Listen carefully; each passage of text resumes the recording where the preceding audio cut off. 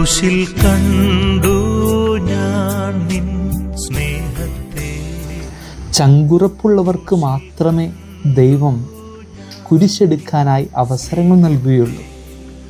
അത് രോഗങ്ങളുടേതാകാം, തെറ്റുധാരണകളുടേതാകാം, മറ്റു പല കുരിശുകളുമാകാം ദൈവം ഓരോരുത്തർക്കുമായിട്ട് നീക്കിവെച്ചിരിക്കുക.